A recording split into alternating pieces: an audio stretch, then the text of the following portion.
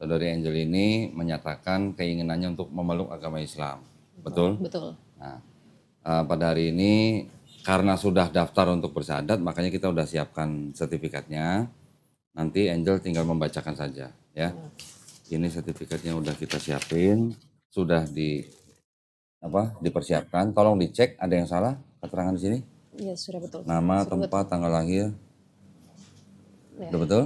Betul. Nah, seperti biasa, nanti sebelum mengucapkan 2 kalimat syahadat, di depan saya juga ada Ustadz Iwan. Nih, insya Allah nanti akan menuntun ya 2 kalimat syahadat ya. Seperti biasa, kita ada beberapa pertanyaan buat Angel ya. Yang pertama, apakah Angel ini mau memeluk Islam atas kemauan sendiri atau ada paksaan dari orang? Ada yang maksa masuk Islam atau kemauan sendiri? Kemauan sendiri. Alhamdulillah. Yang kedua, orang tua sudah tahu? Sudah tahu? Tidak ada masalah? Tidak. Alhamdulillah. Maksud saya nanya begitu, bukan Angel harus minta izin ke orang tua, bukan. Ya, tapi hanya kalau misalnya orang tuanya nanti menentang atau melarang, Angel boleh menjawab, tapi harus dengan cara yang paling lembut. Gitu ya. Yang ketiga, di dalam Islam ada syariat, setelah bersyahadat nanti ada sholat, ada zakat, ada puasa, dan ada haji, naik haji jika mampu. Ya. Apakah Angel berjanji untuk berusaha sebaik mungkin menjalankan syariat-syariat tersebut? Saya berjanji. Alhamdulillah. Baik, kalau gitu sudah tidak ada yang menghalangi Angel ya untuk mengucapkan 2 kalimat syahadat. Nanti Angel tinggal tolong bacain aja dari sini. Pernyataan memeluk Islam sampai surat Ali Imran 19. Kemudian dengan ini saya nama disebutkan namanya. Yang lain ini tidak usah dibaca kecuali agama sebelumnya. Ya. Dari nama langsung agama sebelumnya, terus kemudian ini sampai 2 kalimat syahadat. Ya, udah siap? Siap. Kalau siap tolong dibacakan di depan kita. Silakan. Pernyataan memeluk agama Islam. Sesungguhnya agama yang diridhoi di sisi Allah hanyalah Islam. Surah Ali Imran ayat 19. Dengan ini saya, Angelica Maria Amelia Eno, agama sebelumnya Kristen. Dengan kesadaran dan keikhlasan sendiri menyatakan memeluk agama Islam dengan mengucapkan 2 kalimat syahadat. Nah sekarang kita kembalikan. Ustadz Iwan nanti tolong tuntun 2 kalimat syahadat. Angelica tangan kanannya jari kanan ditunjuk ke atas sebagai lambang atau simbol tauhid. Ya? Tauhid. Nah, silakan Ustaz. Bismillahirrahmanirrahim. Ikuti ya kata saya. Asyhadu Allah ilaha illallah wa asyhadu anna Muhammad dan Rasulullah. Aku bersaksi tidak ada Tuhan selain Allah Ta'ala. Dan aku bersaksi bahwa Nabi Muhammad Sallallahu Alaihi Wasallam adalah utusan Allah. Alhamdulillah ya Allah al-Mughfar. Alhamdulillah. Assalamualaikum warahmatullahi wabarakatuh. Berjumpa lagi dengan saya Jadid HMC ya di channel kesayangan kita ini ya, channel yang mengedukasi dan menghibur. Kalau kalian lihat syahadat yang luar biasa dari Angelica Maria Amelia Eno, namanya luar biasa panjang juga ya, Angelica Maria Amelia Eno, nama Kristen sekali teman-teman. Ada Angelnya, ada Marianya, ada Enoknya juga kan gitu.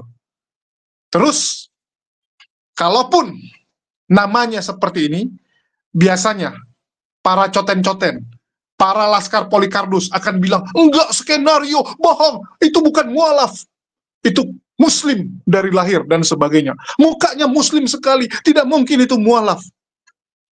Mereka pasti akan teriak seperti itu, guys. Karena memang yang namanya laskar Polikardus ini tidak bisa menerima kebenaran kalau ada orang yang memutuskan untuk bersyahadat. Orang yang memutuskan untuk tidak lagi mau menyembah kepada manusia. Tidak mau lagi punya Tuhan yang 3 tapi satu tapi 3. Mereka tidak akan terima teman-teman. Mereka maunya kalau yang Kristen ya tetap Kristen. Tetapi kalau yang Islam, kalau bisa murtad. Nah ini lucunya ya.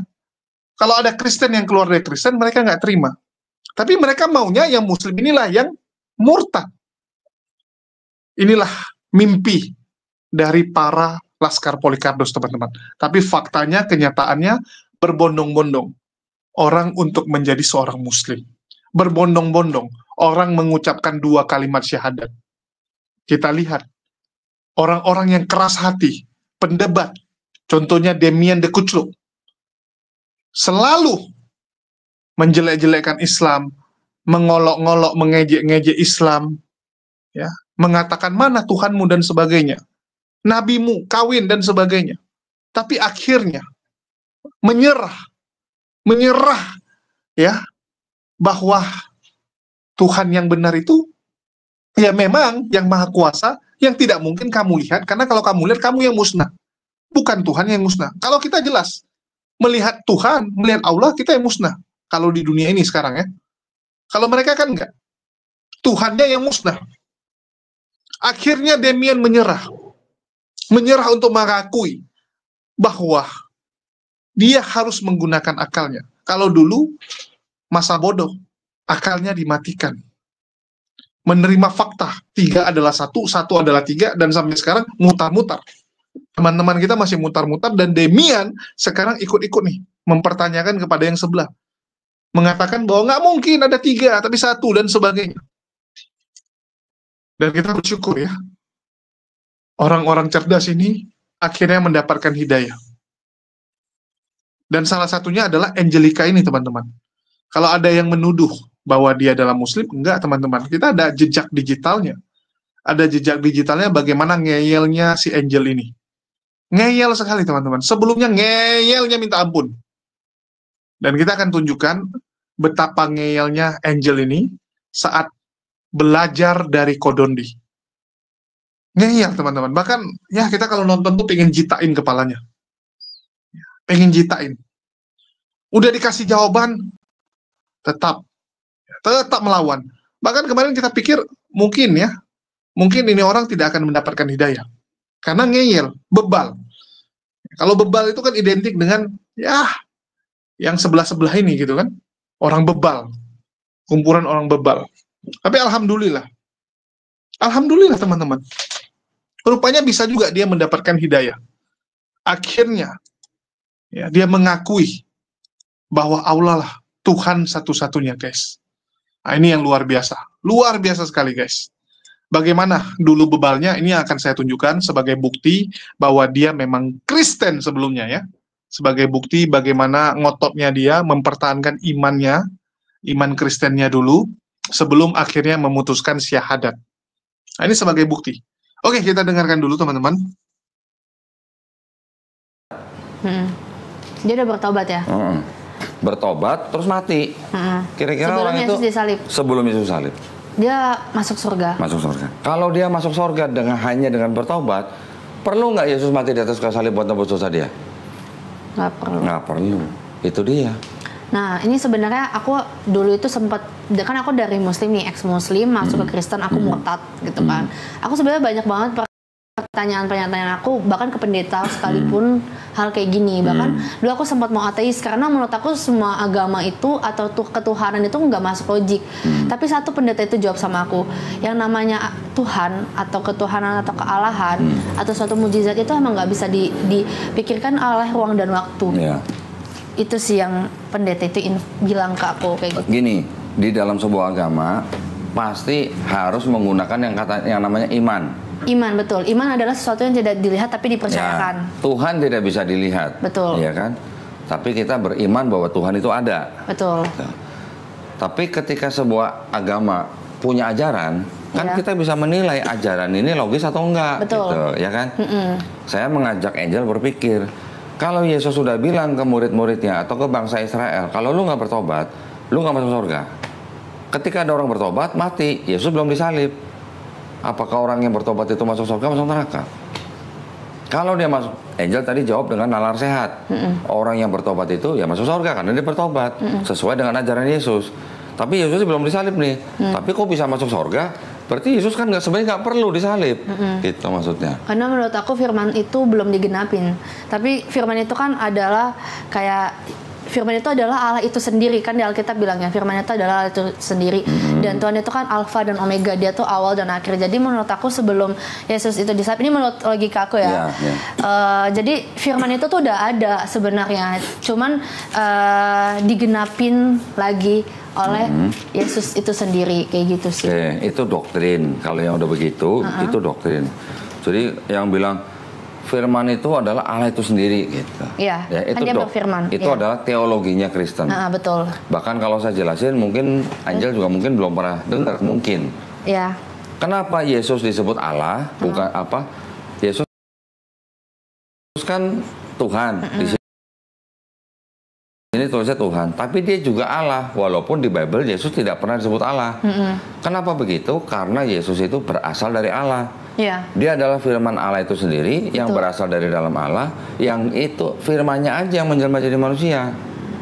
Makanya dia disebut Tuhan. Disebut Tuhan kenapa? Karena dialah Mesias yang dijanjikan.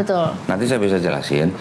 Tapi itu adalah doktrin daripada Kristen yang Trinitarian, gitu ya. Tapi kalau tadi bilang firman itu adalah Allah itu sendiri, baca Yohanes 17 ayat berapa nih? 8. Sebab segala firman yang engkau sampaikan kepadaku telah aku sampaikan kepada mereka dan mereka telah menerimanya. Mereka tahu benar-benar bahwa aku datang daripadamu dan mereka percaya bahwa engkaulah yang telah mengutus aku. Angel tadi bilang firman itu adalah Tuhan itu sendiri. Jadi Yesus disebut firman. Betul kan? Yohanes 1:1 juga bilang pada mulanya adalah firman itu bersama dengan Allah, firman itu adalah Allah. Betul. Kalau Yesus adalah firman, Yesus sebagai firman menerima firman. Iya, betul. Dan Yesus sudah menyampaikan firman itu kepada bangsa Israel. Betul. Jadi dari firman menerima firman. Firman ini menyampaikan firman lagi. Ada berapa firman? Itu maksudnya. Make sense nggak? Make sense. Poin saya make sense kan? Maksud saya, Kristen menggunakan kata firman untuk Yesus itu selalu dengan kata huruf F besar. Ya, jadi firman di situ hanya untuk julukan atau titlenya Yesus. Betul. Yesus sebagai Tuhan yang menjelma jadi manusia disebut firman. Betul. Di Islam ini kita langsung bandingin ya supaya Angel juga paham konteksnya gitu ya. Di Islam kita memahami bahwa Nabi Isa alaihissalam juga dilahirkan dari perawan suci Maryam. Tetapi bukan berarti si Nabi Isa alaihissalam inilah yang firman itu. Tapi di Islam kita memahami Nabi Isa alaihissalam ini dia disebut sebagai kalimatullah. Pasti pernah dengar, ya kan? Kalimatullah itu maksudnya apa? Artinya Yesus atau Nabi Isa alaihissalam ini diciptakan oleh Allah SWT hanya dengan firman-Nya. Ketika Allah menciptakan langit dan bumi apa? Jadilah terang, jadilah gelap. Hanya dengan firman. Dengan firman. Nabi Isa alaihissalam diciptakan oleh Allah SWT hanya dari perawan suci Maryam, tanpa suami, tanpa ayah, hanya dengan berfirman. Apa firmannya? Kun fayakun. Jadi Allah SWT juga berfirman, semisal penciptaan Isa itu sama dengan penciptaan Adam. Adam diciptakan dari tanah liat,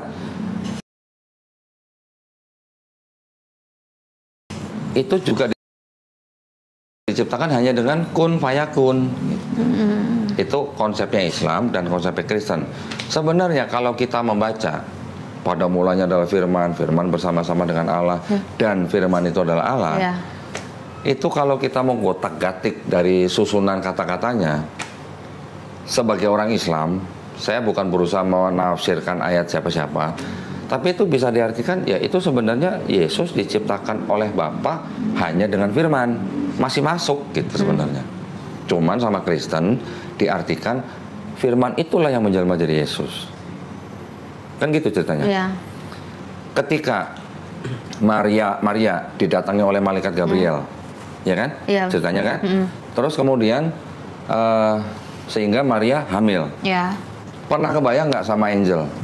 Maria itu hamilnya gimana? Diapain sama malaikat Gabriel?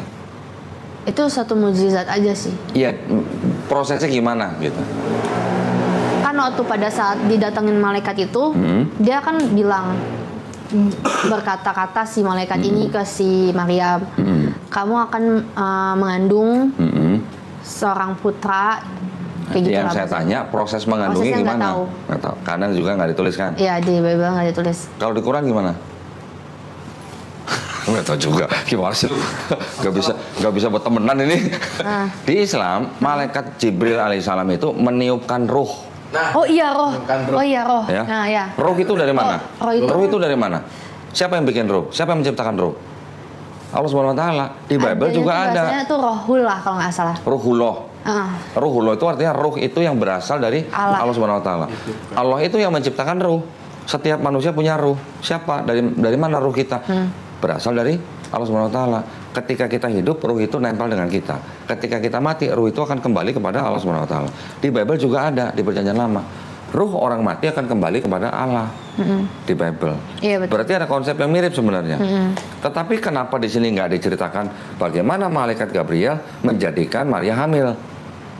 Di Quran jelas malaikat Jibril alaihissalam meniupkan ruh melalui kemaluan Maryam, ya masuk ke dalam rahim gitu loh, ya ditiupkan ruhnya seperti itu gitu. Kalau saya membaca dalam bahasa Inggris, ya tadi Yohanes 3:16, Yesus saya disebut apa? Begotten Son, ya bahasa Inggris nih. Begotten itu artinya apa? Begotten itu artinya anak hasil persetubuhan manusia. Saya tunjukin bahasa Inggrisnya nih. Kalau di Indonesia kan cuma anak yang tunggal gitu kan. Kalau yang bahasa Inggris, kamu mau duduk sini nggak? Lebih dekat. Nggak apa-apa. Sini aja aman. Aman. Nggak apa-apa. ayat 16. Ada kata-kata begotten nggak? For God so loved the world that he gave his only begotten son. Coba cari di kamus bahasa Inggris manapun. Apa itu begotten?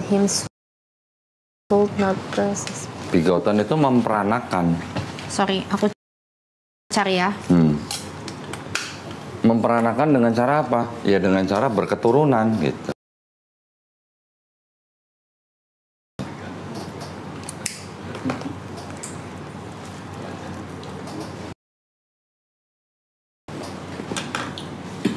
Ini harusnya ditayangin nih. Kalau diskusi seperti ini sebenarnya diskusi yang sehat sebenarnya. Diperanakan. Kalau diperanakan itu artinya apa? Diperanakan namanya melalui hubungan badan manusia gitu ya dengan bahasanya. Tapi itu tidak menjadi masalah besar buat saya. Itu mungkin hanya pilihan kata-kata penerjemah. Betul. Tapi maksudnya walaupun ceritanya mirip, malaikat Gabriel mendatangi Maria mengatakan kau akan mengandung. Maria mengatakan bagaimana mungkin aku tidak pernah dijamah laki-laki.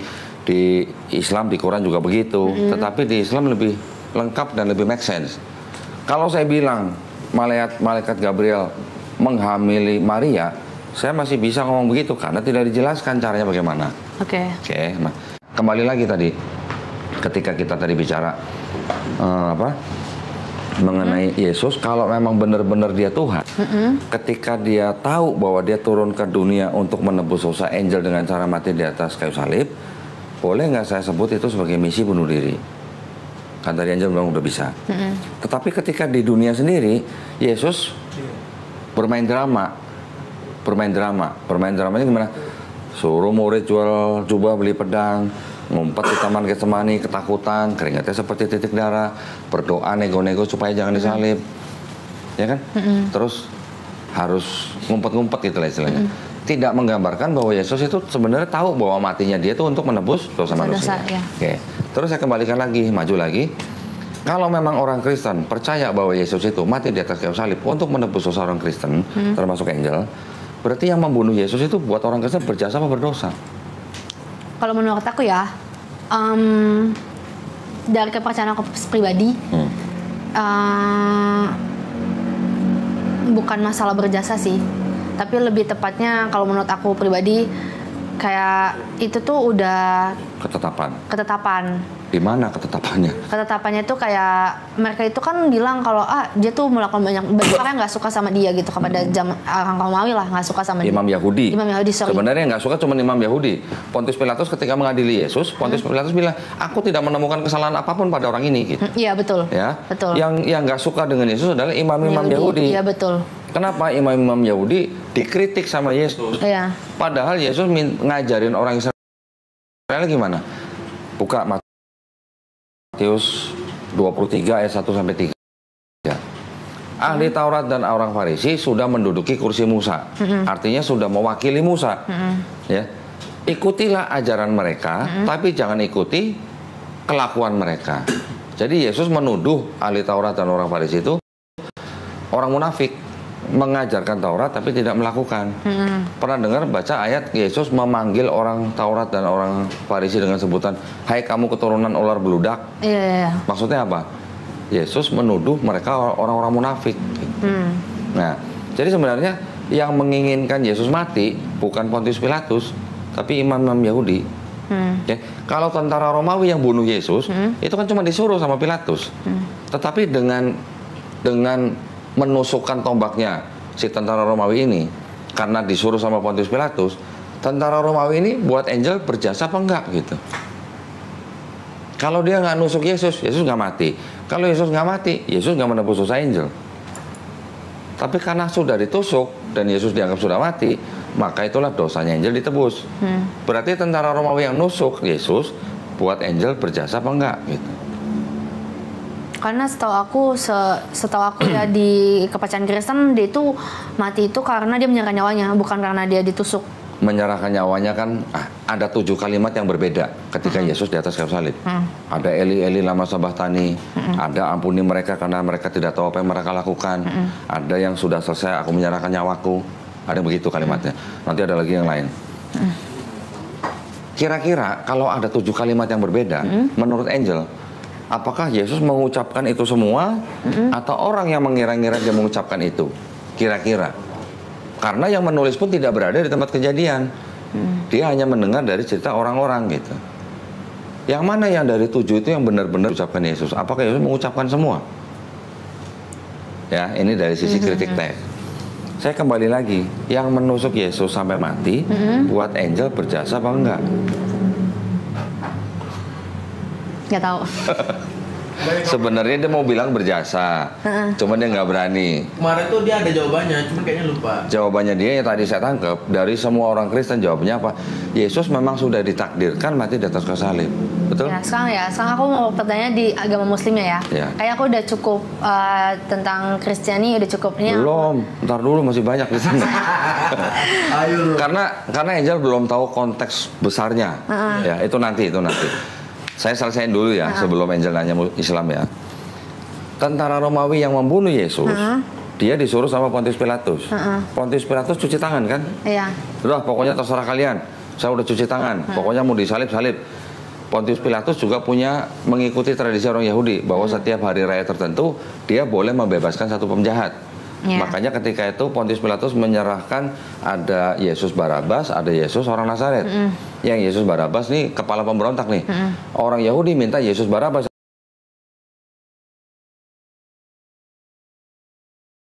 yang dilepas, Yesus yang disalib. Gitu kan? Pontius Pilatus sudah menyuruh tentara Romawi nyalib Yesus.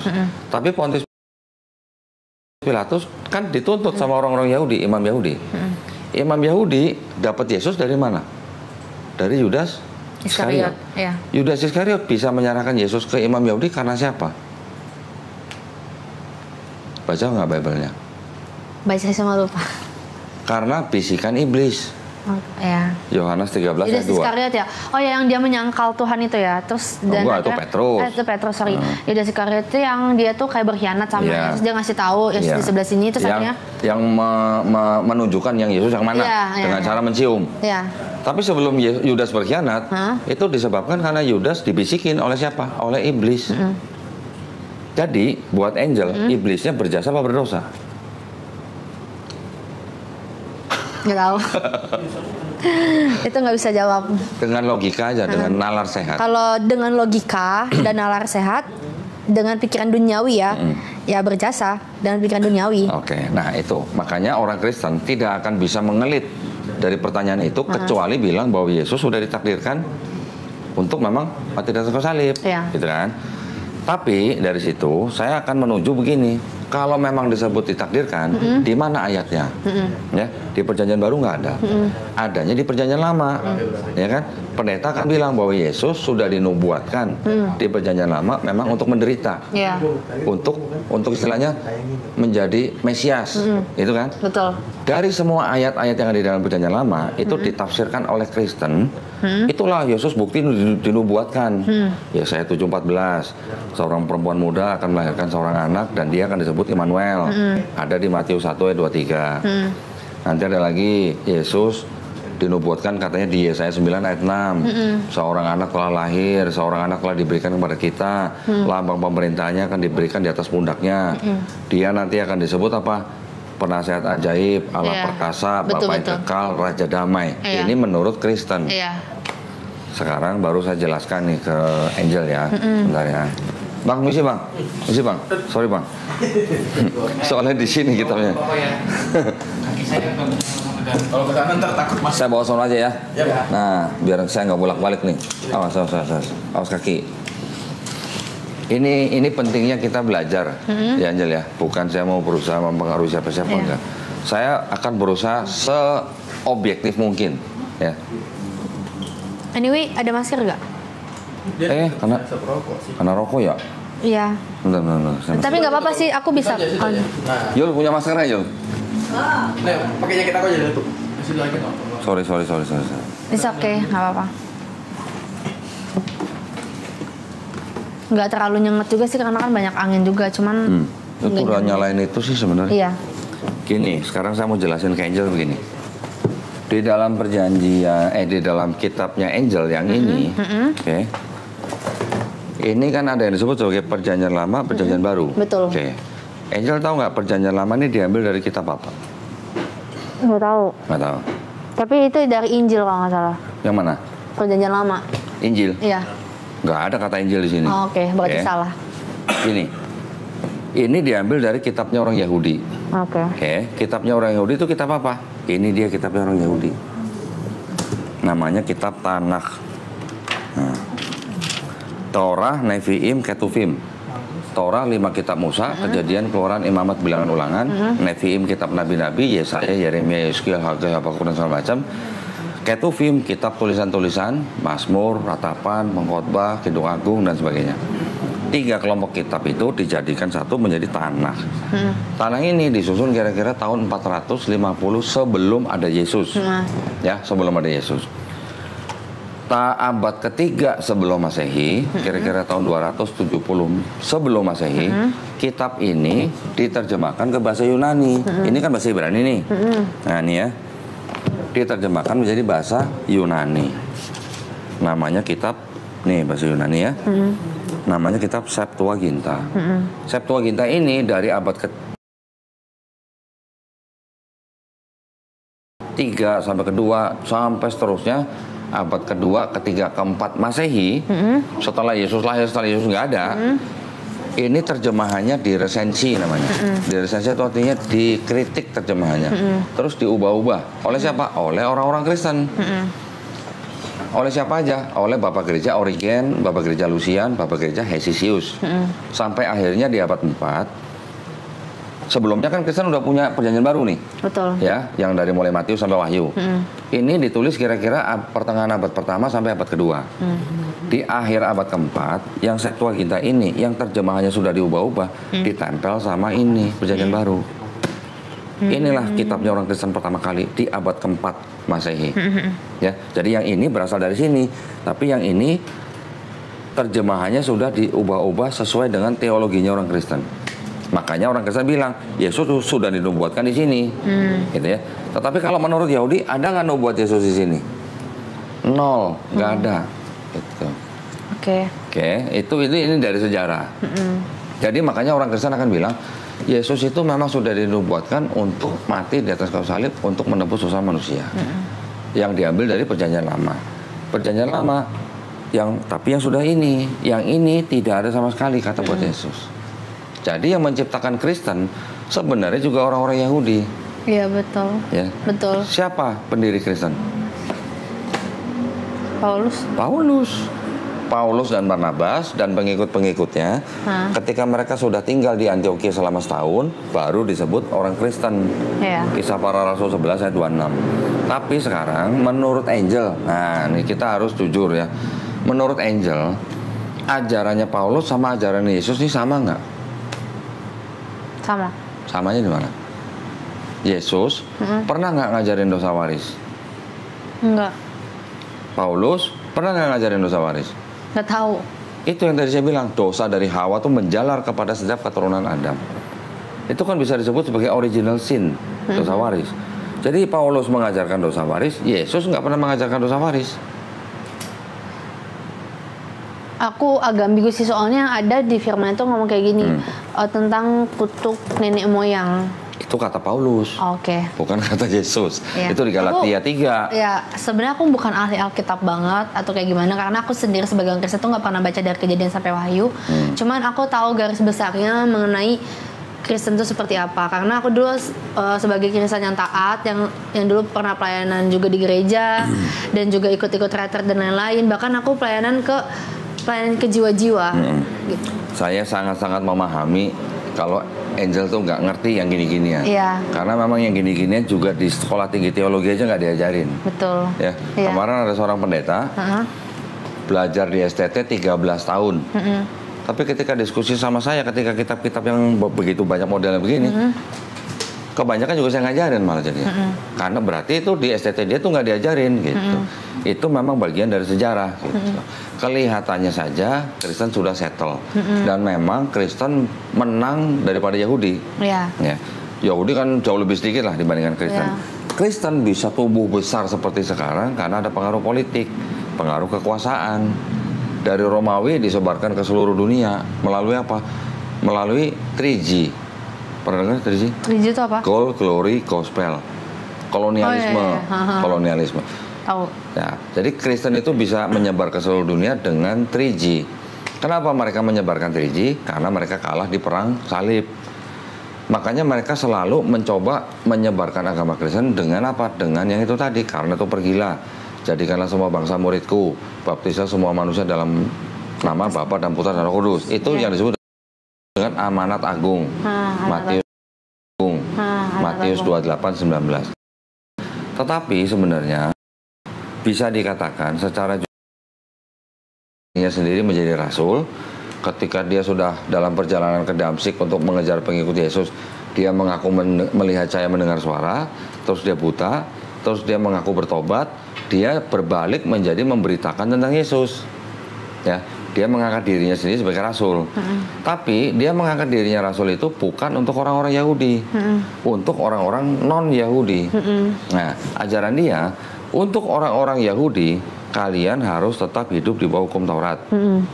Nggak boleh makan babi, sunat, ngikutin hukum Taurat. Tapi untuk orang-orang non-Yahudi, kalian nggak perlu hidup di bawah hukum Taurat. Kenapa? Karena dosa kalian sudah ditanggung, sudah ditebus oleh Yesus. Betul. Yang mati di atas kayu salib. Maka itu kalian nggak perlu sunat. Semua makanan halal, kata Paulus. Tapi kata gereja, nggak semua diikutin. Ya, Paulus cuma ngomong semua makanan halal. Apapun yang kamu beli di di pasar, kalau kamu berkati dalam nama Yesus itu halal gitu. Tapi apakah babi itu makanan? Menurut orang Yahudi, babi bukan makanan. Itu di Taurat ya? Ya, di Imamat 11 ayat 7. Ya. Sudah jelas, bahkan orang yang makan babi akan dimusnahkan di Yesaya 66. Ya. Jadi kalau aku potong, emang hukum Taurat itu agak berat banget ya. Bahkan kayak dosa aja tuh, kayak kita berdosa tuh ada hukumannya sampai mati. Hukum Taurat itu emang berat. Yang kayak dipenggal gitu kan. Ada misalnya dia berzina dan ya dirajam kayak gitu. Emang hukum Taurat itu emang agak berat sih. Tapi orang Yahudi sekarang masih ada nggak? Masih. Masih ngikutin hukum Taurat nggak? Kalau itu aku nggak tahu. Masih. Ya, ini ada kitabnya. Ini kitabnya. Ini masih ada kitabnya. Berarti mereka masih bisa hidup dengan hukum Taurat. Ya, tapi kita yang sebagai Kristen itu kita nggak mengikuti hukum Taurat lagi karena semua udah digenapi. Nah, kalau Yesus ngomongnya Yesus ikut hukum Taurat nggak? Matius 5. Matius perjanjian baru ya. Perjanjian baru. Jadi di semua perjanjian baru tidak semuanya juga salah, ya. Masih ada yang kebenaran tapi bercampur dengan kebatilan. Kalau saya bilang gitu. Matius 5 ayat 17 sampai 18 coba baca.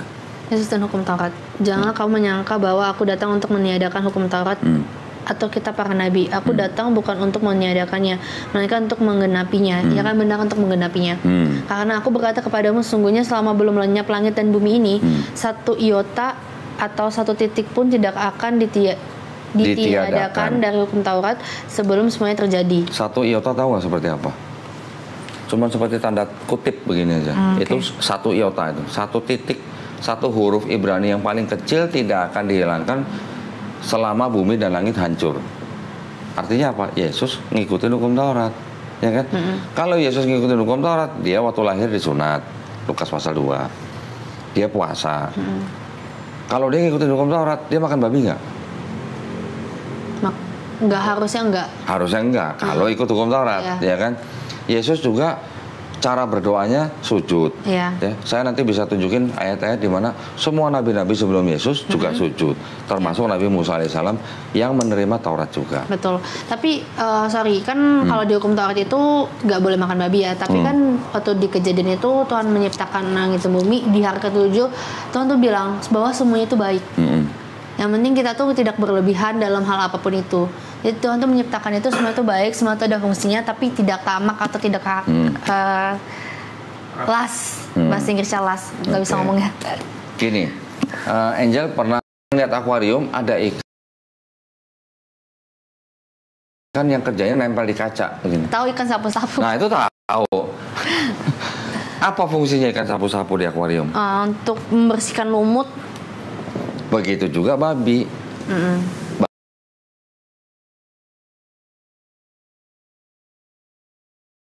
Sapu-sapu sebenarnya.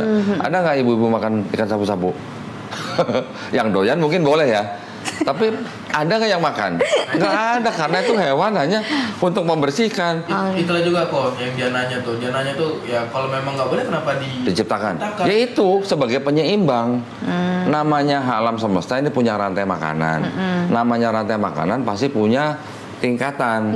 Nah kalau ada tingkatan pasti ada yang paling tinggi, ada yang paling rendah, ya kan? Betul. Jadi nggak mungkin pencipta menciptakan sesuatu tuh nggak ada gunanya. Iya betul.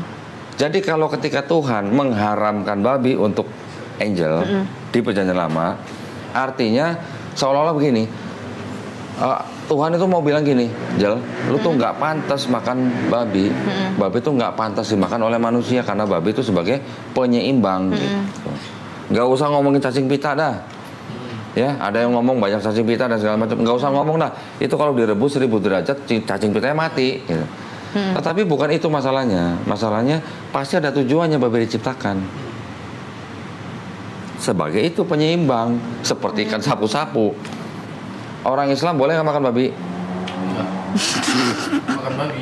Boleh. Kalau nah, ya kan gua belum selesai ngomongnya. Enak banget. Kan ada pertanyaan. Kan gua nanya belum selesai. Boleh kalau nggak ada makanan yang lain gitu. Ya. Berarti tapi kalau terdesak boleh ya makan babi ya? Kalau terdesak ya, bukan didesak ya. Babi itu beda. Nah itu di Islam gitu ya. Bukan berarti harga mati, enggak. Tapi itu nggak pantas kita makan gitu. Walaupun bisa dimakan, tapi nggak pantas dimakan. Ibaratnya gitu. Jadi bukan berarti sudah diperintahkan terus ibaratnya gimana ya? Maknanya kita cari maknanya aja deh gitu. Karena mungkin rasanya enak dan segala macam, masih ada kok makanan lain yang bagus buat kita gitu, yang pantas kita makan gitu. Nah Paulus sebenarnya nggak pernah nyebut babi haram atau babi halal juga nggak pernah. Paulus nggak pernah sebut. Paulus cuma ngomong semua makanan halal, semua makanan. Tapi pertanyaannya adalah menurut orang Yahudi apakah babi itu makanan gitu. Buat orang Yahudi babi itu bukan makanan. Masalah di situ. Nah, sama gereja dipelintir.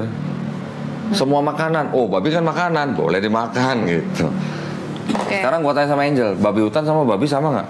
Beda. Sama-sama babi sih, cuman aku nggak mau makan babi. Nggak mau. Karena dia makannya bangkai. Hah? Dia makannya bangkai, babi hutan tuh makannya bangkai. Ya, kalau babi yang diternak nggak makan bangkai. Enggak. Karena diawasin sama manusia Iya. kan. Coba dilepas, makan apa dia? Kan halal katanya. Iya, ya kan berhikmat dong. Manusia kan diciptakan Tuhan kan berhikmat, punya hikmat. Ya kalau dia makannya bangkai, kita juga mau makan lah. Kalau babi ternak kan di Oh, pokoknya jawabannya. Makanya langsung nanya ke kodonya. Nanya lu. Bentar. Bible-nya aja udah tua banget tuh kayaknya. Ini sama gua aja tuan ini. Kayaknya bukan Bible itu kayaknya baru. Jujuran aja. Gue juga maunya jujur kok. Iya. Ya. Coba baca, ini apa? Yang kuning. Sama satu lagi Imam. udah bilang kok. Ntar dulu, satu-satu. Ah. Coba baca dulu apa itu? Dia dan lagi babi karena sungguh pun kukunya.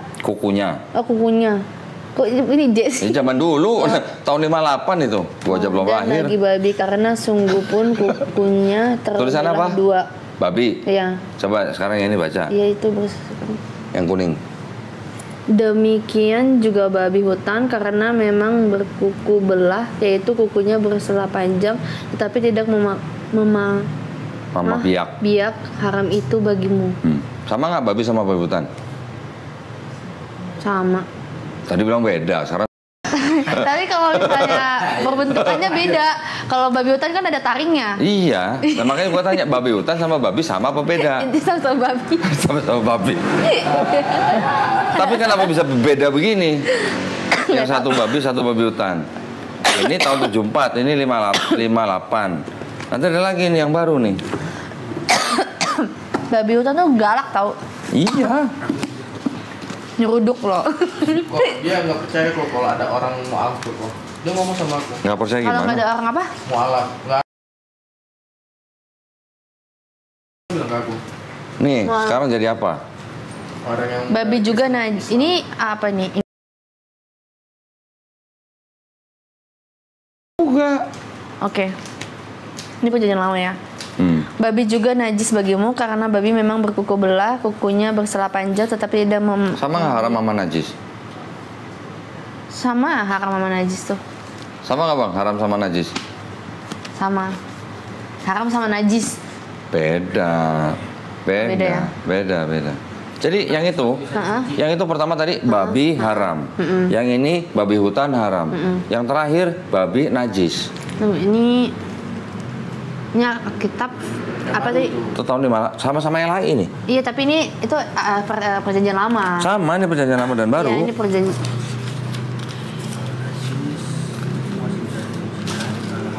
Nih, yang nerbitin siapa nih?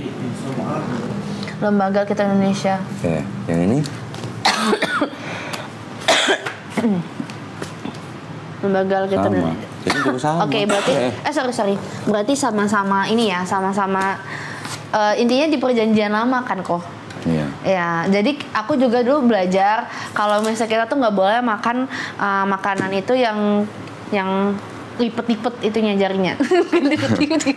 Ya nggak kebelah-belah jadi kayak babi. Lu makan udang nggak? Makan. Boleh nggak di Bible makan udang? Nggak disebutin sih di Bible makan udang atau Di makan. sini disebutin. Hah? Hewan laut yang boleh dimakan atau ikan itu yang bersisik dan bersirip. Udang bersirip nggak? Enggak. Nah, kenapa lu makan? Di sini nggak boleh.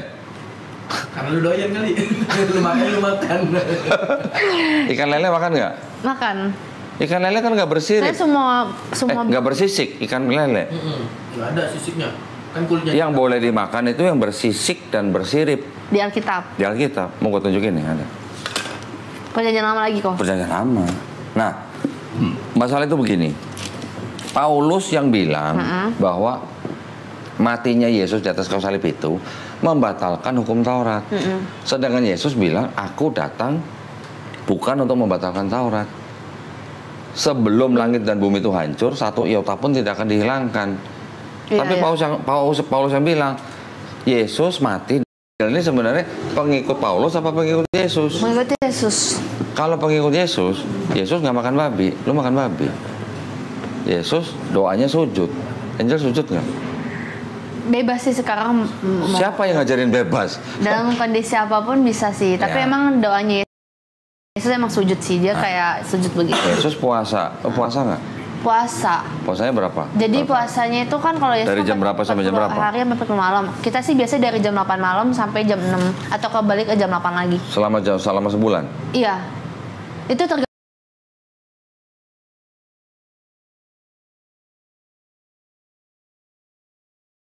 kita pergumulin enggak gitu sih. Nah, itu kalau udah pergumulan, kalau enggak puasa. Nah. Atau misalnya nih kalau di luar pergumulannya, misalnya kayak kita emang pengen bertobat banget ya, kita puasa karena kan puasa itu meminimalisir dosa.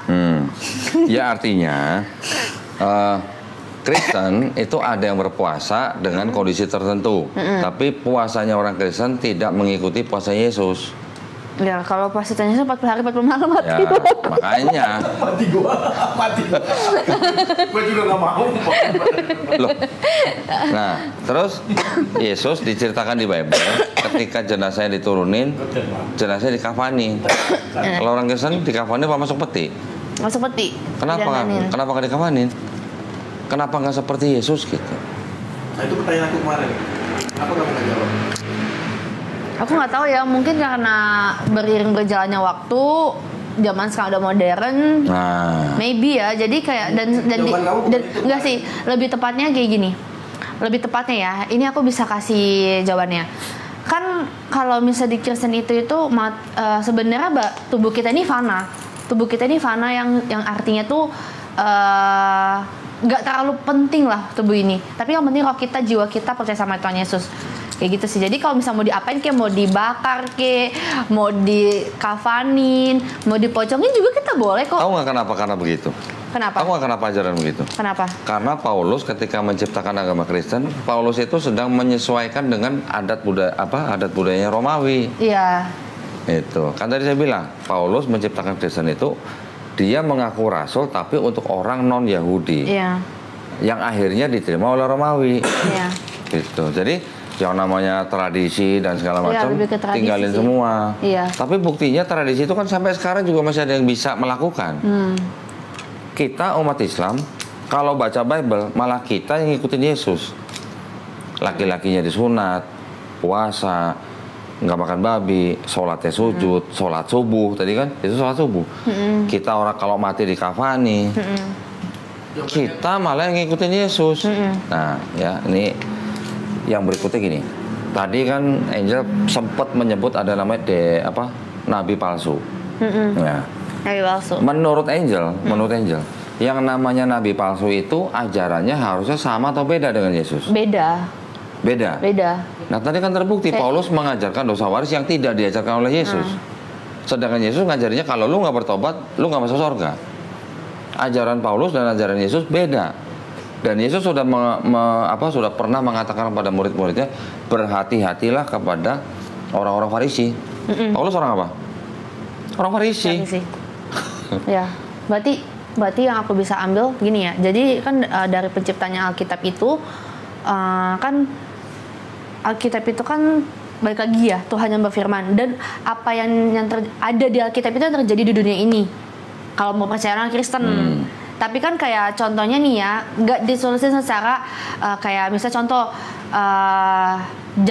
jagalah kekudusan. Kan contoh ya kalau di muslim itu kan menjaga tutup aurat gitu kan. Kekudusan sama nutup aurat beda cerita, beda konteks. Ya kalau ya kurang lebih lah kayak gitu misalkan ini gue buktiin bahwa Paulus tidak semuanya salah. Tapi sudah diubah-ubah sama gereja lagi. Kenapa dikafani? Karena Yesus mati di gua. Iya. Jadi di batu, makanya. Yang hijau baca. Tetapi tiap-tiap perempuan yang berdoa atau bernubuat dengan kepala yang tidak bertudung menghina kepalanya. Sebab ia sama dengan perempuan yang dicukur rambutnya. Sebab jika perempuan tidak mau menudungi kepalanya, maka haruslah ia juga mengunting rambutnya. Tetapi jika bagi perempuan adalah penghinaan bahwa rambutnya digunting atau dicukur, maka harus saja menudung kepalanya. Lu ke gereja pakai kerudung nggak? Enggak. Kenapa?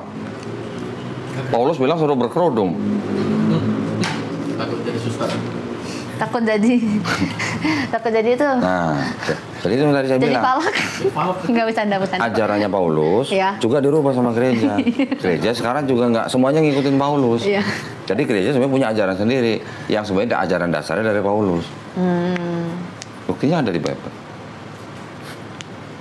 Gimana dong?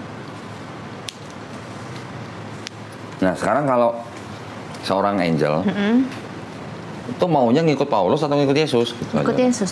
Kalau ikut Yesus ya itu. Sholatnya sujud, puasa, nggak makan babi, terus mati dikafanin. Sekarang semua nabi-nabi sebelum Yesus sujud nggak?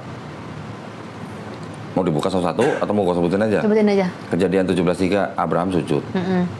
Keluaran 3:48 Musa sujud. Bilangan 16:22 Musa dan Harun sujud. Yosua 5:14 Yosua sujud. Daud 1 Tawarik 29:20 dan Mazmur 95 ayat 6 Daud dan umatnya sujud. Terus Nehemia 8 ayat 6 Uzair atau Ezra sujud. Yesus Matius 26 ayat 39 sujud. Nabi Muhammad SAW diperintahkan ruku sujud. Quran surat Al-Hajj ayat 77. Kalau Nabi Muhammad SAW ini seorang muslim, berarti Yesus sampai ke Nabi Abraham itu muslim bukan? Cara sholatnya mirip-mirip gitulah.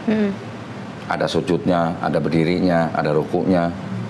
Yang disempurnakan di Islam. Oke. Nabi-nabi semua sujud. Yesus sujud, kenapa angel nggak sujud? Ikut gereja gitu. Ikut gereja sih. Iya memang. Iya benar kok. Ikut gereja, tapi gereja memodifikasi ajarannya Paulus.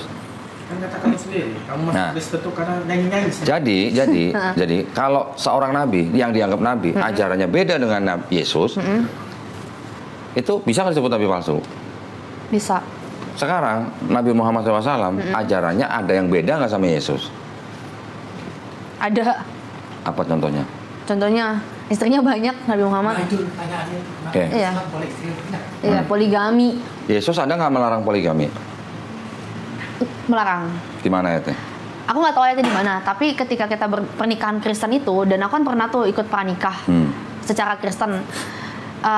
Pas dia mengucapkan janji suci di depan gereja atau pendeta, itu tuh yang bisa memisahkan dalam maut berarti 2 orang. Gak bisa itu yang namanya nikah lagi tuh nggak ada. Dan yang boleh memisahkan dalam maut, jadi tuh di perceraian di Kristen juga tuh nggak boleh banget. Kalau di Islam tuh hukumnya haram. Wih, gila. Ya, nggak boleh banget. Jadi hanya yang maut yang Nah, terus sekarang di catatan sipil banyak yang cerai orang Kristen? Itu karena ya mungkin Kristen-Kristen KTP, tapi kalau misalnya di gereja sendiri dia nggak akan mau tanda tanganin. Kayak gitu. Karena kan ketika dia berjanji itu aku menerima engkau dalam suka pemau. Orang nggak akan bisa ke catatan sipil kalau nggak ada surat keterangan cerai dari gereja loh.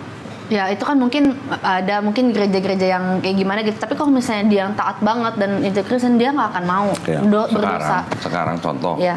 Sebagai orang Kristen, Angel misalnya sudah menikah, betul. menerima menerima KDRT dari suaminya, misalnya nih ya, ini kan belum nikah nih, misalnya di KDRT sama suaminya, mukanya sampai merah, biru, hitam gitu, paling-paling sama pendetanya kan bilang bersabar, suaminya suruh berubah, tapi kalau lakinya tuh nggak bisa berubah, punya kelainan jiwa, digebukin terus, kira-kira Angel bakal minta cerai nggak? Dalam manusiawi atau duniawi, aku pasti dalam kesabaran manusia ya, secara manusia nih, ya pasti iya dong. Iya. Iya. Nah di Bible, apa yang sudah dipersatukan Allah tidak boleh diceraikan manusia. Ya.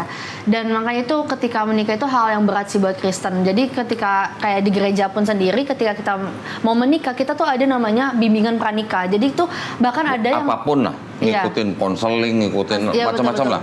Tapi ketika sudah menjalani setahun manis, 2 tahun harmonis, misalnya 7 tahun, 9 tahun, misalnya terjadi seperti itu, akhirnya kan bercerai juga. Menurut Bible nggak boleh cerai katanya. Ya, berarti itu menurut dosa gereja orangnya. juga, iya. Menurut gereja juga nggak boleh cerai. Berarti kan judulnya Kristen juga tidak mengikuti sepenuhnya. Betul. Ngikutinnya gereja sebenarnya. Ya. Betul nggak? Benar sih.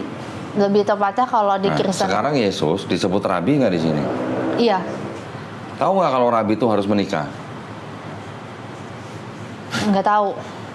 Orang Yahudi yang namanya rabi nggak menikah, wah hampir nggak ada rabi yang nggak menikah. Semua rabi menikah. Sekarang orang Yahudi boleh nggak bersentuhan kulit sama wanita? Nggak tahu. Nggak boleh. Yahudi itu lebih ketat malah daripada Islam. Iya sih. Mereka kalau bikin kebaktian, perempuan sama laki dipisah. Kita juga ya di masjid juga laki di depan atau bersampingan, tapi tetap dipisah. Yahudi lebih keras. Laki-laki nggak boleh bersentuhan sama wanita yang bukan istrinya atau bukan keluarga intinya. Yesus waktu diurapi sama Maria, siapa tuh? Diurapi dengan minyak. Bersentuhan kulit nggak tuh? Diurapi pakai rambut tuh. Menurut tradisi Yahudi, kejadian seperti itu harusnya sudah dirajam. Kenapa nggak dirajam Yesusnya? Kemungkinan besar itu adalah prosesi pernikahan. Nah, ini gue tunjukin lagi nih. Ini ada gospel yang nggak masuk ke dalam Bible. Mana kok? Mana ya? Oh di sini, sorry. Udah di. Perasaan yang itu di mana ya? Yang Nag Hammadi. Ada dan jago bahasa Inggris kan? Lumayan. Nggak jago sih, biasa aja. 157. Ini gospel, tapi nggak masuk ke dalam Bible ya. Iya. Kelompok ini udah dimusnahkan sama Kristen yang berkuasa pada waktu itu. Coba dibaca, yang kuning.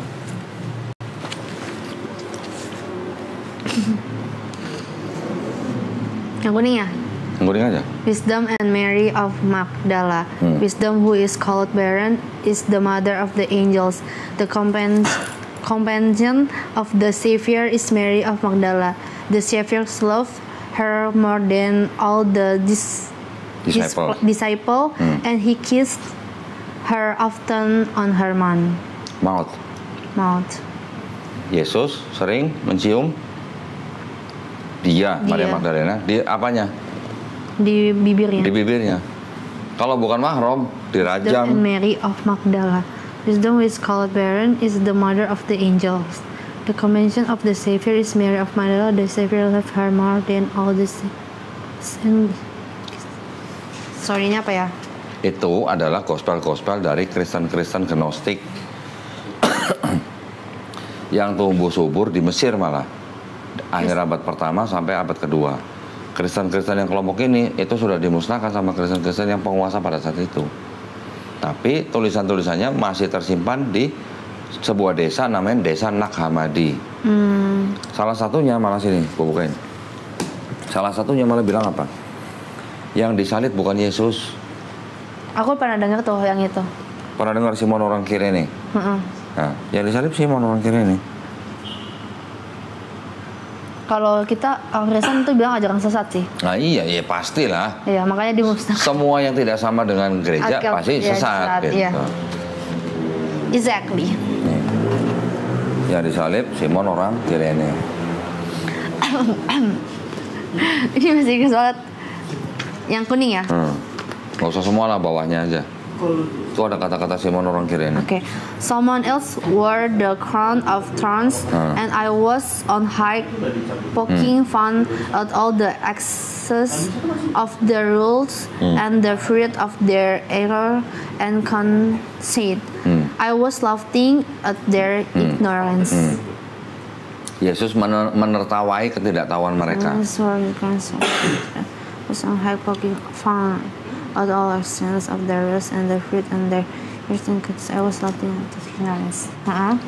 Kodek-kodek ini, apa namanya, gospel-gospel ini ditemukan berbarengan sama gulungan, hampir berbarengan lah, beda 2 tahun, sama gulungan-gulungan Laut Mati yang di Qumran. Iya, Laut Mati. Pernah dengar ya? Pernah dengar. Hampir sama, hampir bareng sama ini. Kalau di Qumran 1947, ini 1945. 1945? Iya. Indonesia merdeka dong? Iya. Oke. Abad 20 baru ditemuin ini. Umurnya udah hampir 2000 tahun gitu. Jadi artinya pada saat itu sebenarnya Kristen gak cuma satu macam. Yang berhasil tampil sebagai pemenang adalah Kristen-Kristen yang mengikuti pemikiran Paulus.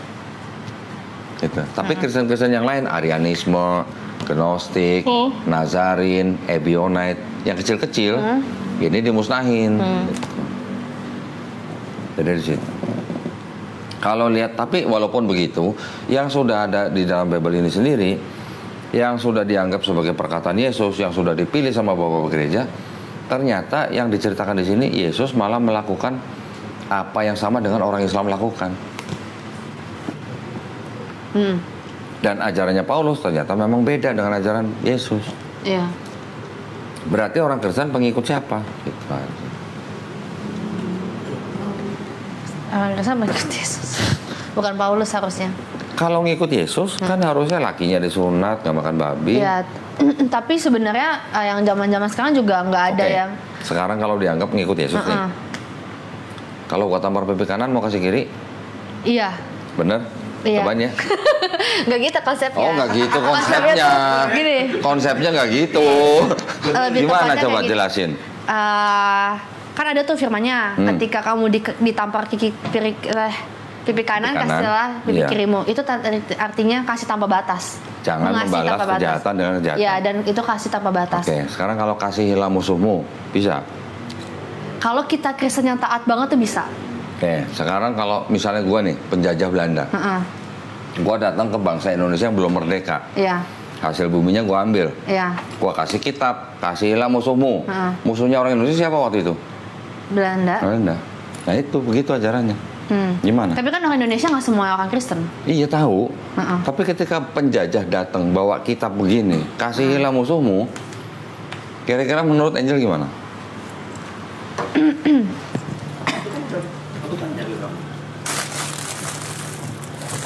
Jangan sangka Bible itu nggak bisa dimodifikasi. Ini juga Bible nih. Judulnya apa? The Negro Bible. Diterbitkan kira-kira tahun 1836 untuk budak-budak kulit hitam di Amerika Latin. Kejadian berapa pasal? Ingat nggak? 50 pasal. Dibuang tinggal 14 pasal. Keluaran 40 pasal jadi 2 pasal. Imamat 27 pasal jadi 0. Banyak yang jadi 0 tuh, dibuang. Banyak yang 0. Ini yang diberikan kepada budak-budak kulit hitam. Lo bacanya yang ini ya, gitu. Nggak boleh baca yang full. Gitu. Tujuannya apa? Supaya budak-budak itu nggak berontak. Ya. Tahu dong warna ini, tahu dong. Iya. Warna apa? Warna pelangi. Iya. Lambang siapa kalau warna pelangi? LGBT. Nah, ini Bible khusus buat orang-orang LGBT. Oke. Apa yang dirubah? Beberapa ayat terjemahannya dirubah. Tujuannya apa? Supaya menghilangkan misinterpretasi kepada homofobik. Pernah dengar King James? Bible King James pernah dengar? Pernah dengar. Aslinya dia disebut Queen James sama orang-orang teman-teman dia. Jadi King James itu sebenarnya seorang bisex. Banyak sih emang gereja setan di Amerika aja tuh banyak banget. Itu ada Bible gereja setan. Iya, gereja setan tuh banyak. Ya, banyak banget di sana. Jadi ketika ada kelompok yang berbeda, kelompok yang ini pasti selalu akan menuduh yang lain sesat, bidat, bidat, saling membidatkan, semuanya begitu. Ketika ada pandangan yang beda dikit, bidat gitu. Betul. Buat orang Unitarian, Angel sesat.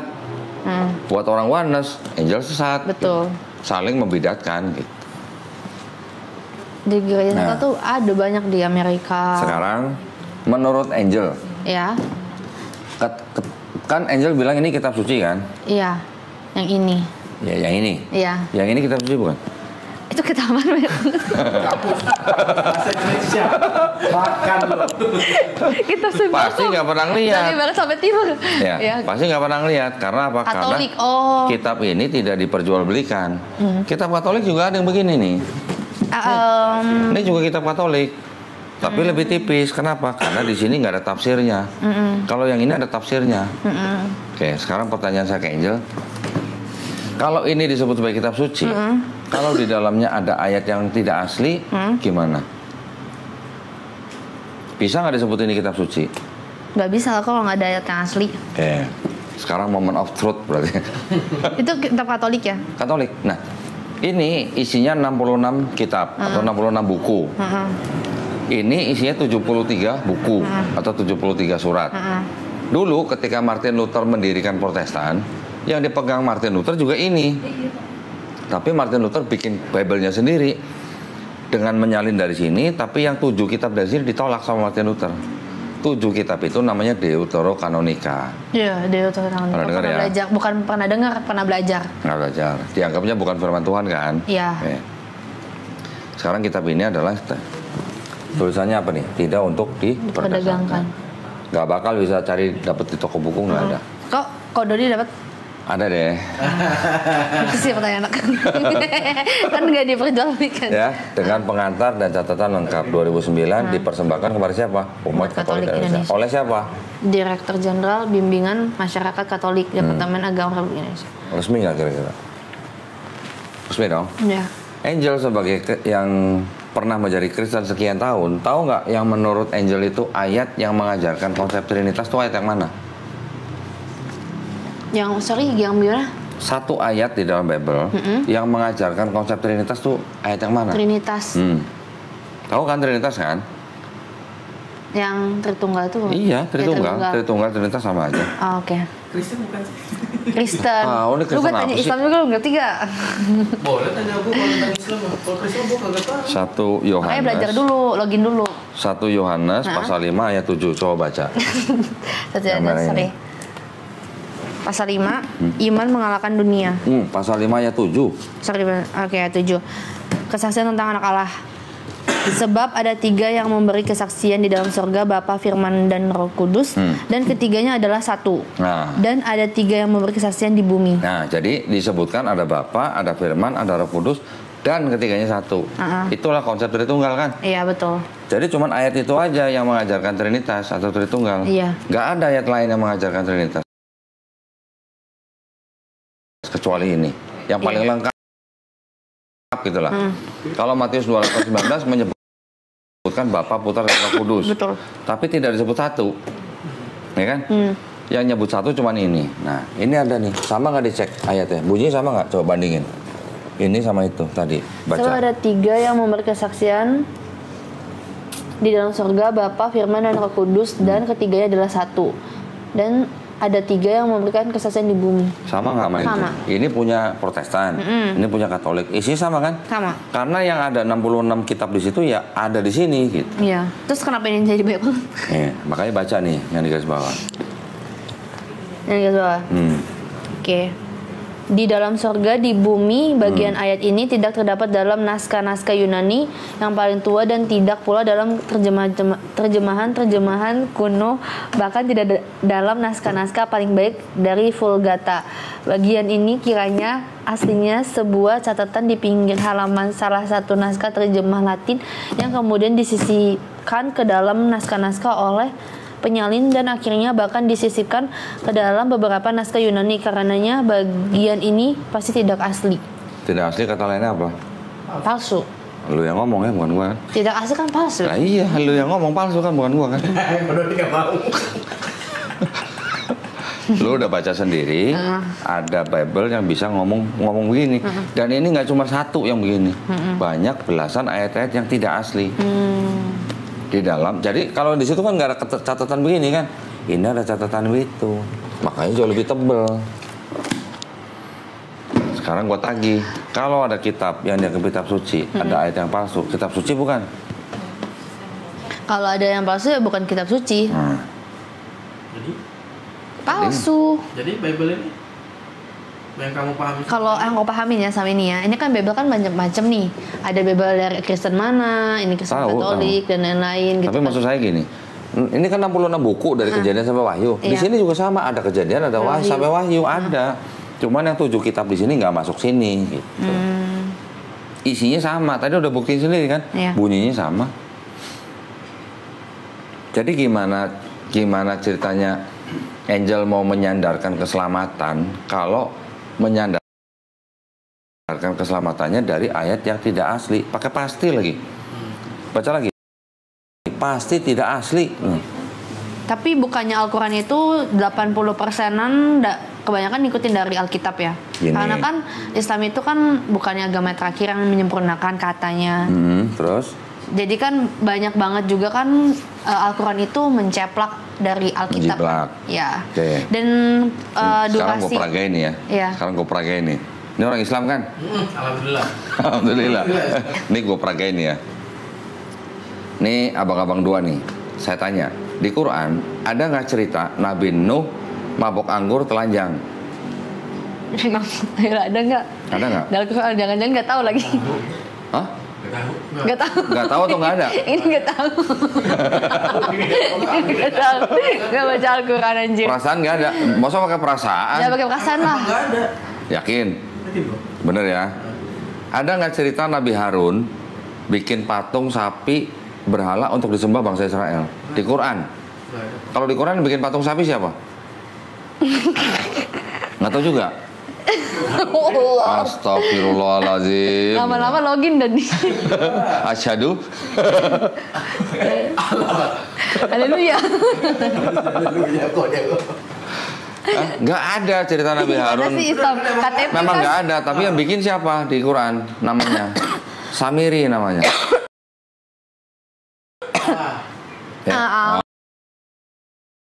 Aja. Aku pernah dengar. Makanya ngaji lagi. Dua ya, ini dua. Alif batas. Lanjut nih. Ada nggak di Quran cerita Nabi Lot menghamili 2 anak perempuannya? Nggak ada. Nggak ada. Ada nggak cerita di Quran Nabi Daud berzina sama Binor? Tahu Binor kan? Binor. Apa? Binoran. Ada nggak? Berzina loh. Nggak ada. Ada nggak cerita di Quran Nabi Sulaiman alaihissalam musyrik? Nggak ada.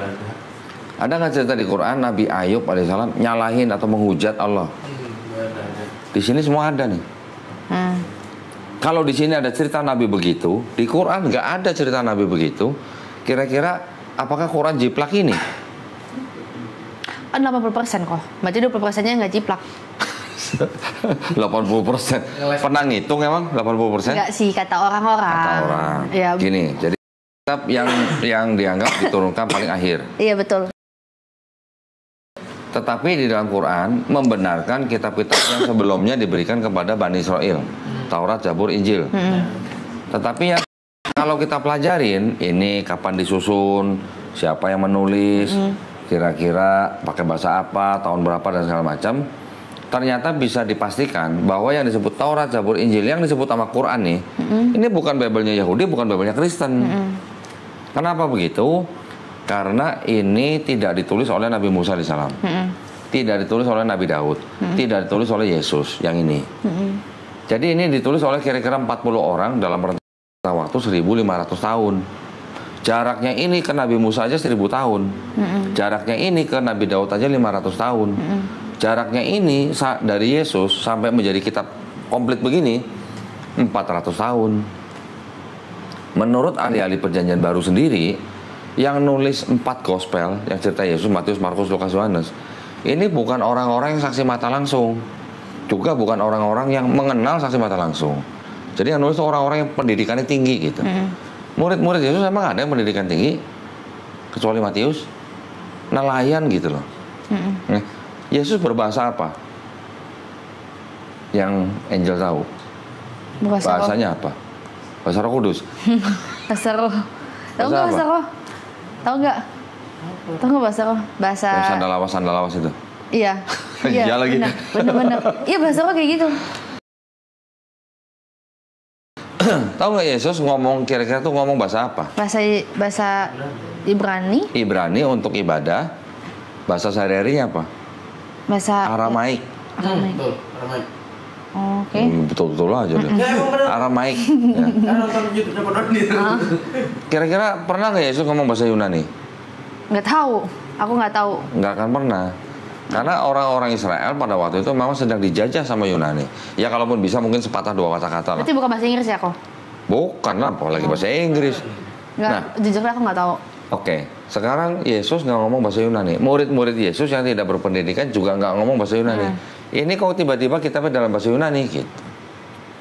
itu indikasi bahwa yang nulis itu bukan orang-orang yang kenal Yesus gitu. Bukan orang-orang yang pernah ngopi bareng Yesus.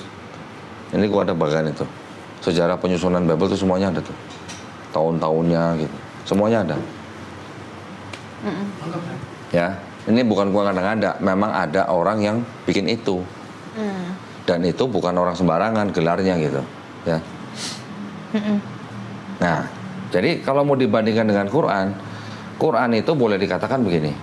Quran itu adalah yang disebut sebagai kitab yang membenarkan kitab-kitab yang sebelumnya, tapi bukan kitabnya Yahudi, bukan kitabnya Kristen. Satu. Yang kedua, Quran itu adalah fungsinya sebagai al-muhaimin, mengoreksi. Jadi kitab-kitab yang dulu sudah pernah diturunkan, ditulis sama orang-orang yang bukan pengikut nabi-nabinya, disalahpahami oleh pengikutnya, diluruskan, dikoreksi sama Quran. Kemudian baru dijelaskan oleh Quran. Sebutannya mubayyin. Contoh, Nabi Isa alaihissalam tidak dibunuh dan tidak disalib. Di sini kan sebutnya kan Yesus kan disalib gitu kan. Di Quran dibantah. Sebenarnya Yesus tuh nggak dibunuh, nggak disalib. Bahkan tadi yang gue tunjukin ada kitab yang hampir sejaman sama Yesus pun bilang yang disalib bukan Yesus gitu. Ya. Jadi fungsinya Quran begitu. Quran memang menyebutkan kira-kira 24 nama nabi yang ada di Bible. Tetapi Quran itu atau istilahnya Allah SWT menggunakan nama-nama nabi yang ada di orang Israel, ya, itu sebagai pengingat gitu. Pengingat. Ini dulu Nabi Musa begini, mengalami begini, Nabi Harun begini, mengalami begini. Itu adalah karena mereka apa? Tujuannya untuk mengingatkan kita yang sekarang. Tujuannya itu. Menggunakan 24 nama nabi itu bukan berarti nyontek dari situ gitu. Memang ada cerita-cerita yang sama ya, karena memang sumbernya juga sama. Nabi Musa juga pasti menerima Taurat juga pasti dari Allah Subhanahu wa taala gitu. Ya, sumbernya sama. Cuman ketika menjadi kitab diselewengkan sama yang nulis, sama yang istilahnya yang sudah ribuan tahun sesudahnya. Orang kalau sudah ribuan tahun bagaimana ceritanya bisa dapat cerita yang pasti benar gitu. Quran dipercaya oleh orang Islam itu adalah murni firman Allah Subhanahu wa taala. Kenapa? Karena di dalam Quran itu banyak ayat-ayat yang berhubungan dengan sains, ilmu pengetahuan yang menurunkan itu dari atas ke bawah. Dari atas atau ke bawah. Dari atas ke bawah. Dari mana kira-kira? Kalau bumi, besi yang di bumi itu dari mana kalau dari atas? Dari benda-benda langit yang jatuh ke bumi ketika bumi baru terbentuk, baru tercipta. NASA juga berani bilang besi yang ada di bumi itu bukan berasal dari bumi.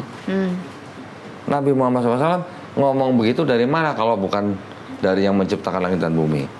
Itu baru salah satu dari 1000. Ada 1000 ayat dalam Quran yang membicarakan tentang ilmu pengetahuan.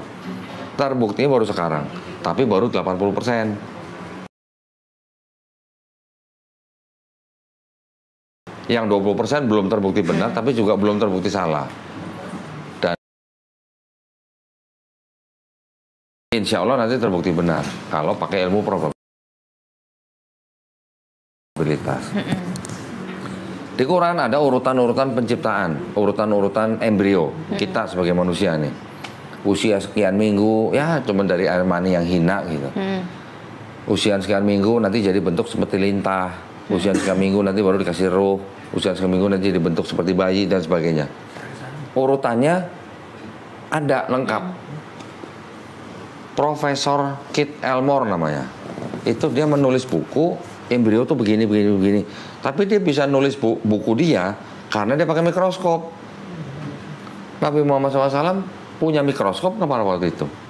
Enggak. Untuk mengucapkan ayat-ayat yang berurusan dengan embriologi. Enggak ada mikroskop sampai akhirnya Profesor Kit Elmore ke Arab Saudi bikin konferensi pers. Dia seorang Kristen Presbyterian berani ngomong bahwa Quran itu bukan karangan Muhammad, pasti diturunkan dari Tuhan yang Maha Pencipta. Seorang profesor Kristen. Belum lagi nanti ada Profesor Maurice Bucaille yang meneliti mumi. Ternyata di Quran disebutkan bahwa jenazahnya mumi itu akan diselamatkan. Untuk apa? Untuk menjadi perhatian bagi seluruh manusia. Ternyata jenazah yang diperiksa oleh Profesor Maurice Bucaille yang dianggap sebagai jenazahnya Fir'aun pada saat itu, benar ternyata di seluruh jenazah itu banyak mengandung kandungan garam. Artinya mayat itu pernah kecebur di laut, matinya mati di laut. Gitu. Dari mana Nabi Muhammad SAW bisa ngomong begitu? Fir'aun diselamatkan dari jenazahnya untuk menjadi perhatian bagi seluruh manusia. Profesor Maurice Bucaille belajar Islam 2 tahun baru masuk Islam. Dan masih banyak yang lain. Gunung disebut pasak di Quran. Pasak bentuknya seperti apa? Seperti paku yang gede gitu kan. Ada badannya, ada kepalanya, ada badannya. Seorang profesor namanya Frank Press menulis buku kira-kira tahun 1950-an, judulnya The Earth, Bumi. Dia menyebut gunung sebagai steak atau peck. Steak itu atau peck itu ya pasak. Gitu. Ternyata gunung yang kita bisa lihat ke atas tinggi, ternyata badan gunungnya ke bawah jauh menghunjam ke bawah. Gunung Everest yang tingginya 8.800 meter, badannya sampai 125 km. Jadi memang benar-benar seperti pasak gitu. Dari mana Nabi Muhammad SAW bisa ngomong gunung seperti pasak? Pada zaman itu belum ada alat buat meriksa kandungan tanah. Dari mana? Kalau bukan dari yang menciptakan langit dan bumi dan gunung gitu loh. Ya. Itu maksudnya. Itu banyak banget, 1000 ayat itu ngomongin begituan gitu. Nah, yang ini banyak terjadi kesalahan, walaupun masih ada yang benar, tapi juga ada salahnya. Gitu. Jadi kita memandangnya, satu, ini bukan Taurat, Zabur, Injil yang disebut oleh Quran. Kedua, di dalam sini masih ada sisa-sisa kebenaran. Ya, ajarannya masih ada yang sama dengan Islam. Tetapi yang ada kebenaran itu sudah bercampur dengan kebatilan. Makanya kita nggak bisa ngikutin itu. Gitu. Itu penjelasan secara globalnya tuh begitu. Kalau mau bahas yang kecil-kecil, kontradiksi atau membuat, tadi udah gue tunjukin, ya kan? Kontradiksi mungkin tadi belum ya. Ini gue tunjukin sedikit aja nih. Hah? Mau ngecas? Nggak bawa. Ada di sini. Kamu tanya lah semuanya yang buat kamu tuh bingung di Islam. Kayak kenapa Islam tuh turunnya terlalu jauh. Coba di sini nih. 2 Tawarik 22 ayat 2 baca coba.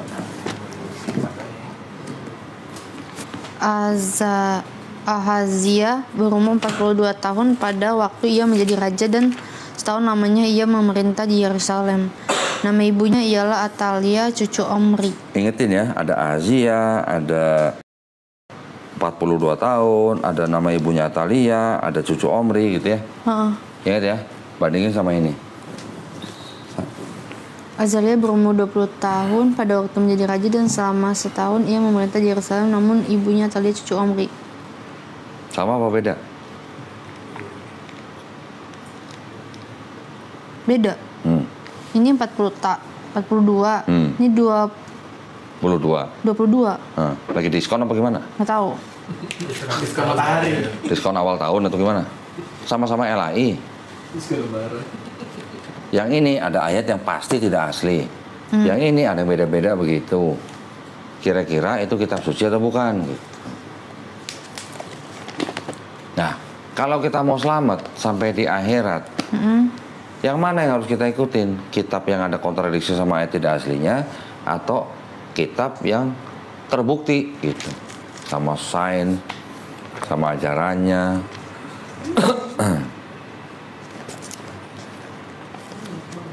Lo mau nggak bacain gitu? Baca doang, nggak usah pakai Bismillah. Baca ini pakai Bismillah. Haleluya. Mau nggak bacain? Mana sih kok? Lucu nih, ini bagus nih. Lo dengerin aja ya. Baca-bacain ya. Tapi lo harus baca ya. Iya, baca beneran kok. Masa bacanya sih? Cuman baca doang. Angel dengerin aja. Tuh yang warna kuning nih. Dan lak-lak. Baca yang bener dong. Gak mau bacanya. Ngeri. Disensor ya. Gue minta tolong banget deh. Emang mau ditayangin? Dan lak-lak dan kuntul sejenisnya. Dan meragai dan keluang. Sekarang yang ini warna kuning juga. Cuman baca doang. Betul kita apa? Sama LAI juga. Ini lebih jelas.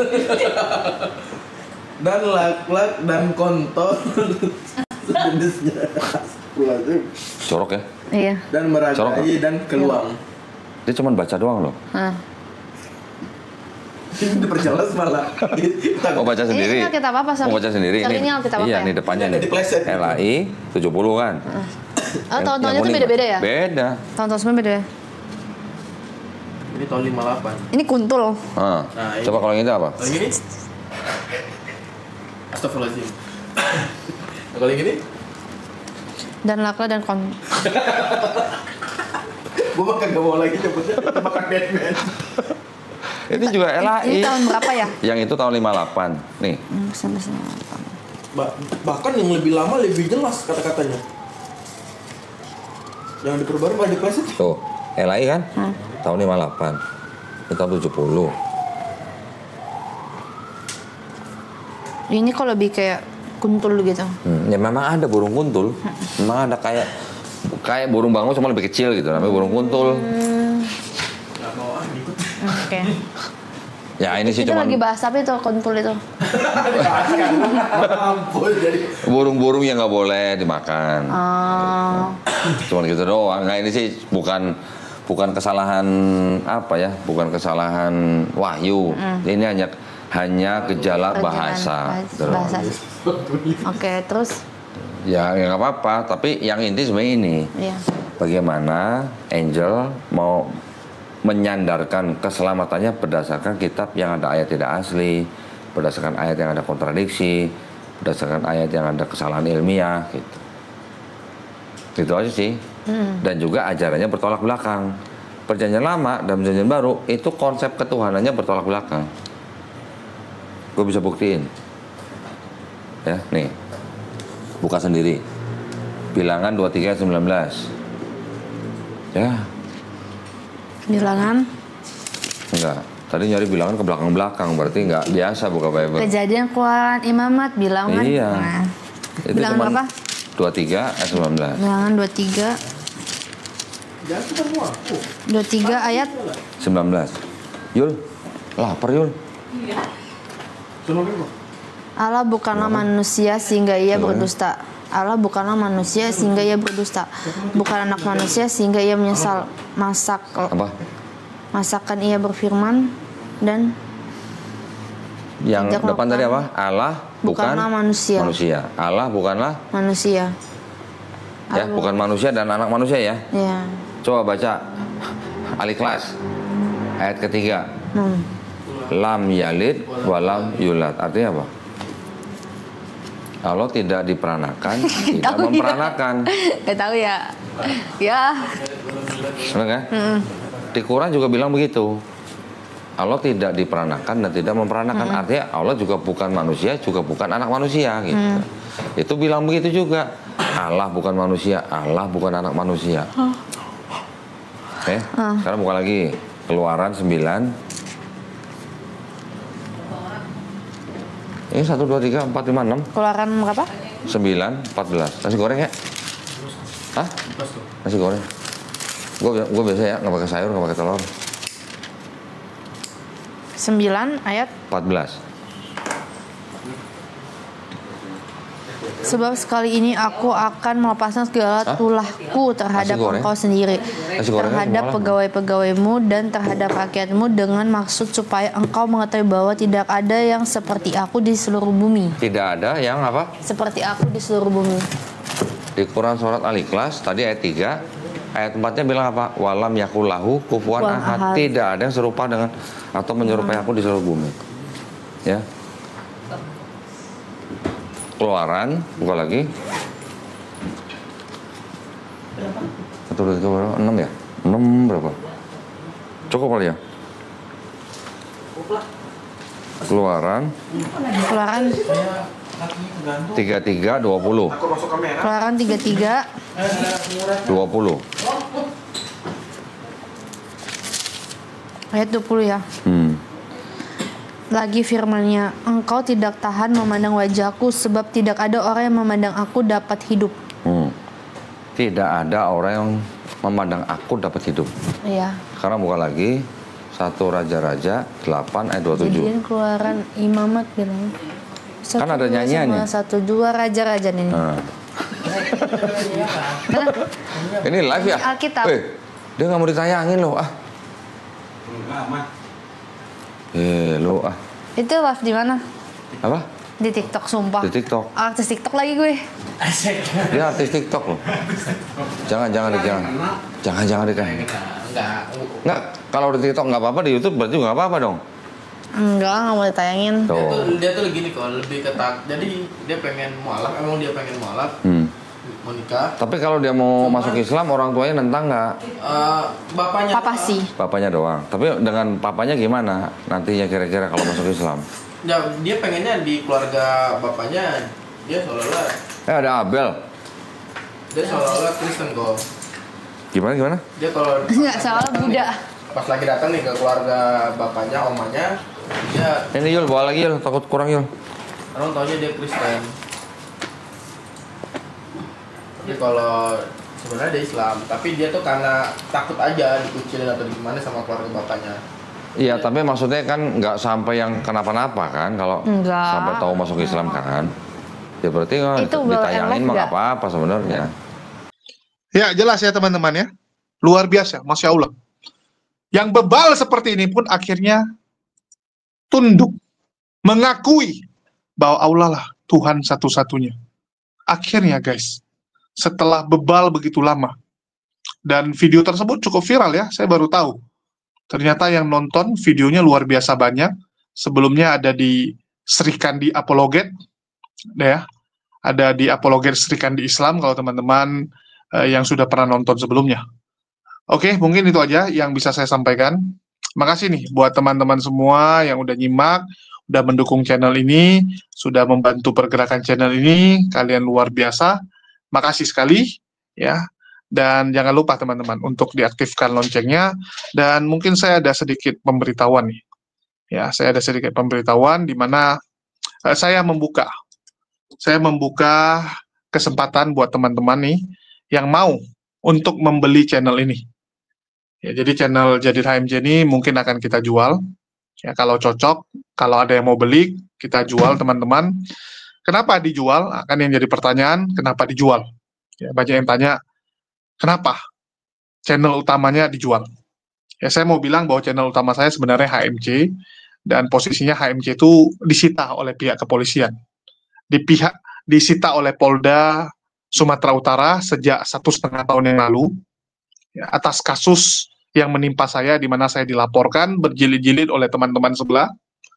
Ya, jadi ini sudah 2,5 tahun kasusnya berjalan, belum ada penyelesaian, dan ini cukup membagongkan, sehingga saya putuskan untuk menempuh jalur secara hukum, untuk meminta kejelasan hukum saya. Meminta ya, agar clear, jelas gitu kan, ini mau dibawa kemana gitu. Untuk itu kita sedang bersiap ya melakukan langkah hukum, sehingga butuh biaya yang lumayan, karena kan harus melalui pengacara, akan ada ongkos ke sana kemari dan sebagainya. Jadi tentu saja ada yang harus dikorbankan. Untuk itu terpaksa channel ini saya jual teman-teman. Ya, kalau ada yang mau beli silakan. Sekali lagi ya, kalau ada yang mau beli. Masalahnya saya juga bingung, susah sekali mencari pembeli untuk channel ini. Ya, itu yang mau saya sampaikan. Dan ya mohon maaf, ya ini salah satu pilihan terakhir lah yang harus saya tempuh. Karena sebelumnya juga saya sudah berupaya dengan segala cara, tapi memang berat teman-teman ya. Harus saya akui berat untuk mencari solusi yang lain. Dan plusnya, kalau nanti itu beres, channel HMJ kan akan kembali. Channel HMJ akan kembali. Jadi walaupun saya kehilangan channel ini, ya sudahlah. Ya, kalaupun Jadid ini harus dijual, ya sudah. Yang penting kan ada channel HMJ-nya. Seperti itu guys. Kenapa saya pilih pilihan ini ya. Karena memang terakhir. Dan entah kenapa ya, saya juga kadang-kadang bingung, ini channel Jadid HMJ ini semua channel saya, atau channel Utinora, atau teman-teman yang lain, atau mungkin Bang Faru gitu. Karena lebih cocok mereka yang ngisi kadang-kadang. Entah kenapa kalau saya minta tolong itu macam apa ya, macam anak-anak lagi teriak-teriak gitu kan, lagi nangis-nangis yang nggak dipeduliin. Ya, beda dengan kalau Utinora yang teriak atau nangis, wah banyak yang dengar ya, entah kenapa ini mungkin penontonnya memang penonton Utinora nih, bukan penonton saya, jadi memang lebih cocok, mungkin dilepas saja. Oke, itu aja sih yang mau saya sampaikan. Makasih buat teman-teman semua yang selama ini sudah mendukung, ya makasih, Nanti kita akan kembali menggunakan rumah lama kita saja. Sekian dari saya, makasih buat teman-teman semua. Di akhir kata saya ucapkan wassalamualaikum warahmatullahi wabarakatuh. Sampai jumpa di konten-konten kita berikutnya.